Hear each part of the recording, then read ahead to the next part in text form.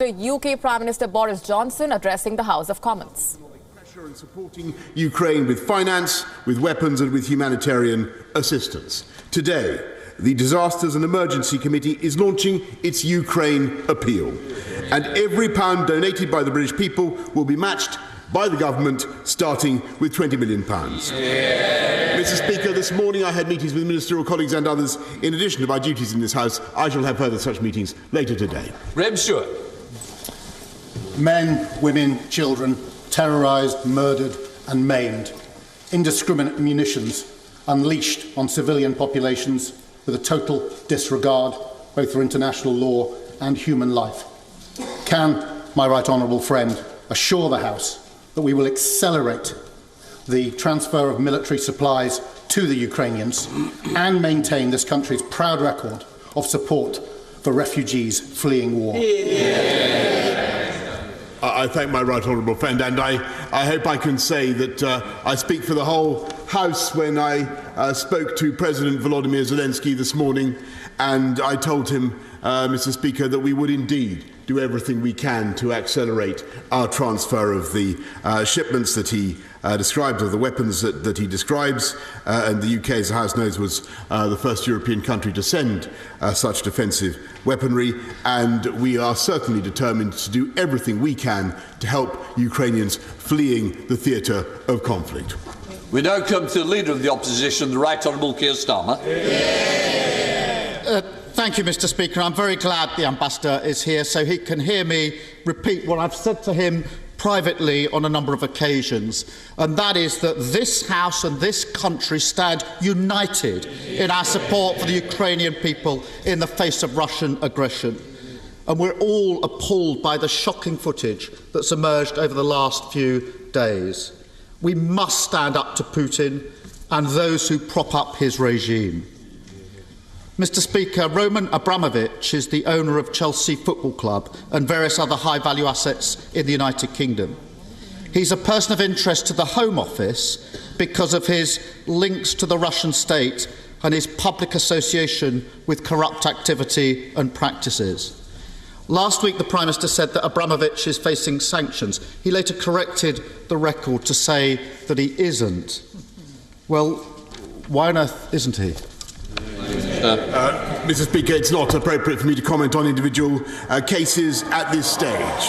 But what I can say, and I stand, Mr. Speaker, by what I've said in the House and what we've put on the record.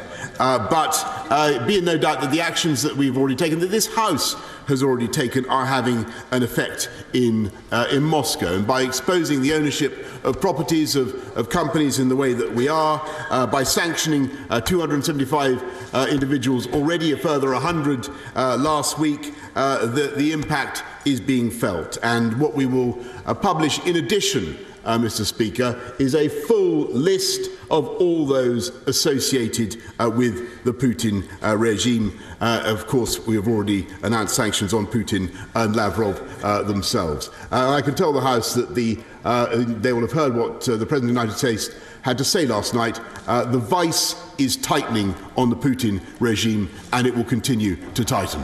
Keir Starmer. I hear what the Prime Minister says and the way in which he puts it, and I hope that may mean we'll see some action in the near future. Last week, Putin summoned to the Kremlin the cronies who prop up his regime. They dipped their hands in the blood of Putin's war. Among them was Igor Shuvalov, Putin's former Deputy Prime Minister. Shuvalov owns 2 flats, not 5 minutes' walk from this House. They're worth over £11 million. He is on the EU sanctions list, but he's not on the UK sanctions list. When will the Prime Minister sort this out? Mr. Speaker, I think the House should be proud of what we have done already, and I can tell him that there is more to be done, and thanks to the powers that this House and this government has taken, we can sanction any individual, any company connected with the Putin regime, and this government was amongst the first in Europe to ban Aeroflot, Mr. Speaker, from our skies. This government led the way last week in banning the use of SWIFT, Mr. Speaker. And if he talked to any of our European partners, he would understand the leading role the UK has already played and the impact that those sanctions are already having in Moscow. And as I've told him, the squeeze is growing and it will continue to grow on the Putin regime. Keir Starmer. Mr. Speaker, I support the measures that have been taken so far. The ownership of Shuvalov's flats is registered under Sova Real Estate, which is actually owned by Shuvalov and his wife. We only know which oligarch lurks beneath that shell company because of the information obtained and disclosed by Alexei Navalny. Navalny, of course, was poisoned by the Russian state, and he now sits in a Putin jail. Transparency is essential to rooting out corruption. It should be built into our law, but it's not.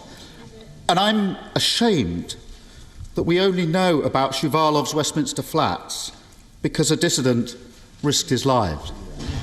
Is the Prime Minister? Mr. Speaker, I repeat that the UK, of course, is doing everything that we can to expose ill-gotten Russian loot. And this has been something that we've been working on for a long time. That we actually were the first to impose sanctions on those who who are guilty for the poisoning of Alexei Navalny that he mentions. But what we are bringing forward now is the exposure of the ownership of properties in London and across the whole of the UK in a way that has not been possible before, and that I believe will continue to tighten the noose around Putin's regime. But be in no doubt, it was the UK, Mr. Speaker, that led the way on putting sanctions on the Russian central bank, on putting sanctions on Russian banks altogether, and I'm afraid that we're still out in advance of several of our friends and partners. We want them to go further. I believe that they will, and we will continue to put pressure, Mr. Speaker, ineluctable pressure on the Putin regime. Keir Starmer. Thank you, Mr. Speaker. The Prime Minister refers to the long overdue economic crime bill, which, to be clear, we support and will vote through on Monday with speed. The key plank to that bill is a register of who truly owns property in the United Kingdom. But it doesn't come into force for existing owners like Shuvalov until 18 months after the bill passes. At best, that's autumn 2023. Far too long for the Ukrainian people. Why are we giving Putin's cronies 18 months to quietly launder their money out of the UK property market and into another safe haven? Mr. Speaker, the impact of what the UK is doing, and the impact of and I think the whole House should be proud of what we have done, because we have led the way on this. We led the way on SWIFT, we led the way on Aeroflot, we led the way on freezing the assets of banks. And if he asks about the speed of results, Mr. Speaker, I can tell him that on Thursday, the Russian stock market fell by $250 billion worth of assets that were wiped off. The ruble fell by about 40%. We're now in the third day, Mr. Speaker, in which the Russian stock market has not been able to open. That is thanks to the package of global sanctions, Western sanctions, that the UK has led in enforcing on the Putin regime. And he should acknowledge that. Stop. He has acknowledged it. He did acknowledge it. I have acknowledged it, and I do again. What I'm offering is support to speed this up. Yes. On Monday, the Prime Minister knows he has the House with him when this economic crime bill goes through. We could do this on Monday at speed, and I think the whole House would welcome that. So it's an invitation to work together, Prime Minister. The Business Department published a white paper this week. It rightly sets out that the UK's companies register is being exploited to further the interests of the UK's enemies to help them move stolen money into the West. But the same department, on the very same day, published an economic crime bill which did nothing to address this, leaving Companies House untouched and still exploited. So will the Prime Minister work with us to amend the bill on Monday to include the most basic reforms like identity checks for directors? As I've said, Mr. Speaker, we are bringing forward at an accelerated pace measures to whip aside the veil of anonymity of those who own assets in this country and those who own property in this country. And furthermore, Mr. Speaker, we are going to be publishing a list of all those, Mr. Speaker, who have assets that are related to the Putin regime. I'm delighted by the support that the Right Honourable Gentleman is offering. If we can work together to make sure that we strengthen and accelerate the package, then all the better. Keir Starmer. Mr. Speaker, we will work in that spirit and bring forward amendments on Monday to try and achieve all the ends that I've identified in these questions. And I think this can be voted through on Monday at speed with the full support of the House. And I'm very pleased that we can show that unity with the Ambassador here watching us. In this week of darkness, we have seen glimmers of hope in the resolve of Ukraine, in the unity of our allies, and in the bravery of Russian protesters.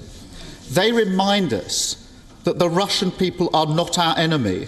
They are the victims of thieves who've stolen their wealth and stolen their chance of democracy. For too long, Britain has been a safe haven for stolen money.